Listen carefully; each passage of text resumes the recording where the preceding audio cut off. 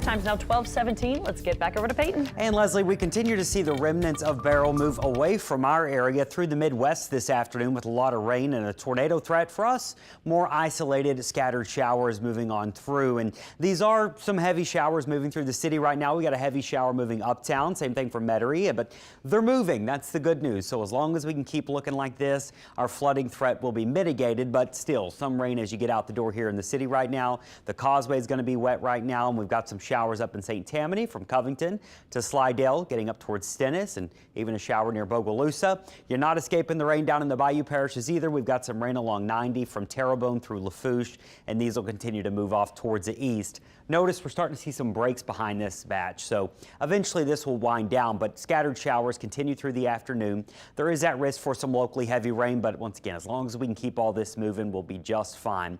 Tornado risk is going to be another big problem to our north today. Beryl's been a prolific tornado producer so far. Yesterday it was up in the Shreveport area. Today it's going to be around the Louisville, Kentucky area and near Indianapolis. So right in here is where the tornado threat is much higher for today, with the remnants of Beryl moving through that area. And then tomorrow, those remnants produce a tornado risk in northern Pennsylvania and into New York, even into parts of New England. So that'll be interesting to see how that evolves. At the end of the day, Beryl's going to go down as a historic storm. There's no doubt about it. It was the earliest Category 5 on record. It was the earliest Category 4 on record. It was the only Category 4 to ever form in June. There's so many of these records. Tornadoes may be another feature. What you're looking at here is every tornado warning that was issued yesterday as Beryl moved across East Texas, and then look at all the tornado warnings in Louisiana. There was over 100 tornado warnings issued just yesterday alone.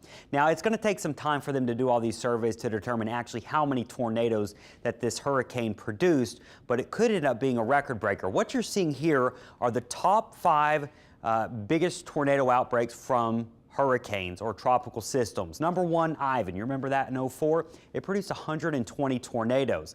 Also notable storms. Rita produced 98 tornadoes. Katrina produced 59 tornadoes. And there's a good bet that Beryl does produce somewhere in these numbers. So not only historic with its intensity out in the waters, but once it made landfall, could be historic as well. That number will take some time to get. Now, with all the speak of the tropics here, and we're still forecasting an extremely active season, we're going to get a break for a little while. I think 1 to 2 weeks of a break. In fact, a lot of Saharan dust out here. The environment in the Atlantic just isn't conducive for tropical development right now, so we're going to enjoy it while we can. And not to, have bad news off that, but we're only right here. We still got so far to go, and it's just a reminder that really the peak of season isn't until late August and into September. So we'll take it week by week and enjoy it while it's quiet, while it is quiet. Our 7-day forecast, watching for those scattered showers to continue the rest of this afternoon. I do think additional showers will pop up tomorrow, especially on the South Shore and near our coast.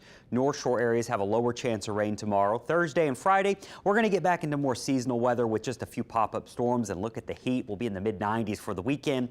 Big heads up for boaters. Small craft use caution this afternoon, but other than that, the winds will begin to settle Wednesday and Thursday.